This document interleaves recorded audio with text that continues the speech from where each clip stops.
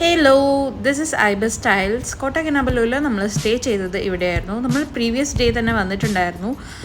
But നമ്മുടെ some of the favourite പ്ലേസസിലൊക്കെ പോയിട്ട് രാത്രിയായിരുന്നു നമ്മുടെ ഹോട്ടലിൽ ചെക്ക് ഇൻ ചെയ്യാൻ. Hey guys, welcome back to yet another episode of സംസിലി ഷെയറിങ്സ്. നമ്മളിപ്പോൾ ഉള്ളത് ഐബസ് സ്റ്റൈൽസിലാണ് കോട്ടക്കനാബല്ലൂരിൽ. നമ്മൾ ഓൾറെഡി ഇവിടെ വന്നിട്ടുള്ള ഒരു വ്ളോഗ് ചെയ്തിട്ടുണ്ട്. ബട്ട് ദിസ് ടൈം നമ്മൾ ഇവിടുന്ന് വീണ്ടും കുന്തസാങ് വന്നിട്ടുള്ള ഒരു സ്ഥലത്തേക്ക് പോകുന്നത്. സോ സിനിക് കോട്ടക്കനാബല്ലൂർ മൗണ്ടൻ ഒക്കെ ഉണ്ട്. അതിൻ്റെ ഒരു വ്യൂ ഒക്കെ കിട്ടുന്ന ഒരു സ്ഥലമാണ് Kundasang. We don't know much about Kundasang, but we hope it be a nice journey today. And ഞങ്ങളും റിജേച്ചിൻ്റെ ഷൈജോട്ടൻ ആൻഡ് റിജേച്ചി ഓൾസോ ഇസ് ഡേ. സോ നമ്മളിപ്പോൾ ഹോട്ടൽ റൂമിൽ നിന്നാണ് ഇപ്പോൾ നമ്മൾ വെക്കേറ്റ് ചെയ്യാൻ പോകണം. ഇന്നലെ നമ്മൾ സ്റ്റാർട്ട് ചെയ്തിട്ട് ഈവനിങ് തന്നെ ഇവിടെ എത്തിയായിരുന്നു. So we just went out to have a dinner. Just ഇവിടെ അടുത്തുള്ള സ്ഥലങ്ങളിലൊക്കെ പോയി. And now we are heading to Kundasang. ഇവിടുന്ന് കുന്തസാങ്ങിലേക്ക് പോകാൻ 2.5 hours ഉണ്ട്.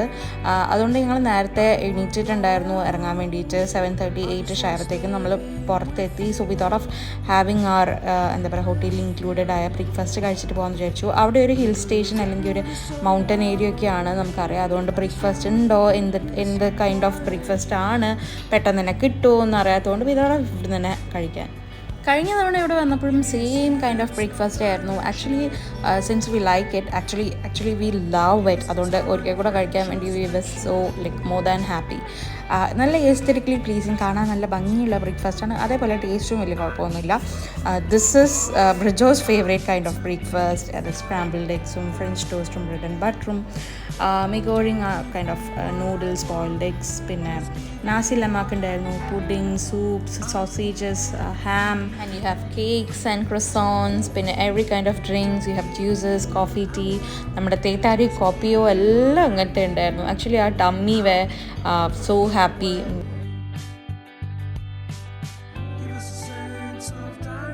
അങ്ങനെ ഞങ്ങൾ ബ്രേക്ക്ഫാസ്റ്റ് ഒക്കെ ഫിനിഷ് ചെയ്ത് നമ്മൾ പോകാൻ വേണ്ടി നിൽക്കുവാണ്.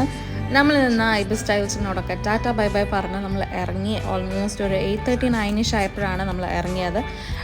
കുന്തസാങ്ങിലേക്ക് പോകുമ്പോൾ ഡ്രൈവ് ചെയ്യുന്നത് ഷൈജുവേട്ടനാണ്. ഷൈജുവേട്ടൻ and Brijo was sitting in the front seats.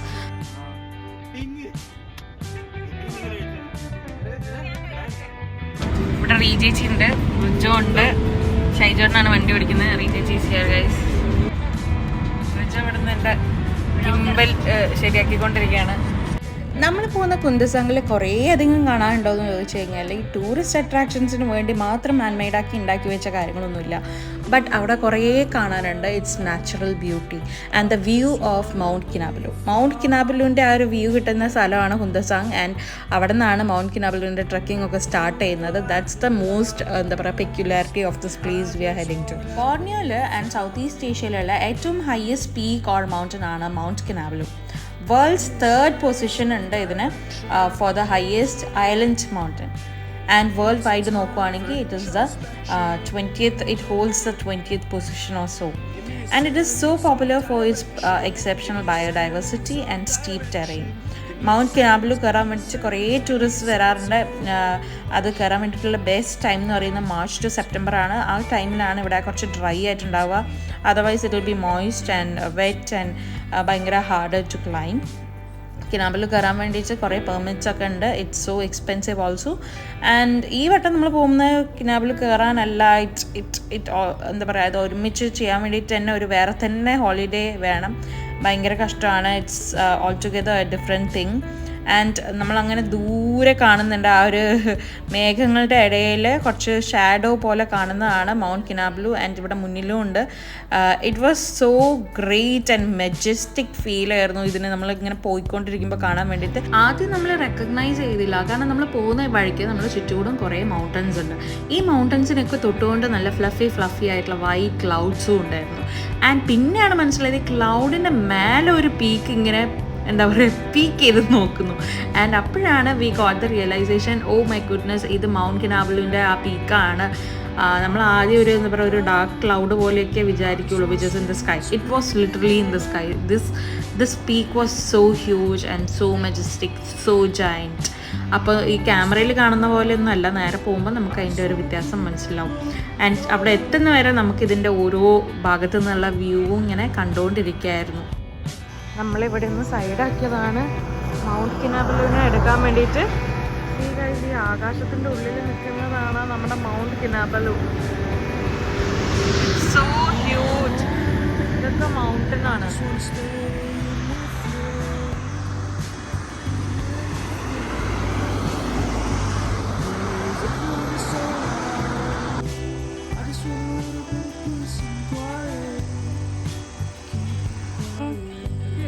അയ്യോ, ആ മേഘത്തിന്റെ ബാക്കിലായി പോയി. നോക്ക്, നമ്മളെ കൂടെ ഒരാള് വന്നിട്ടുണ്ട്.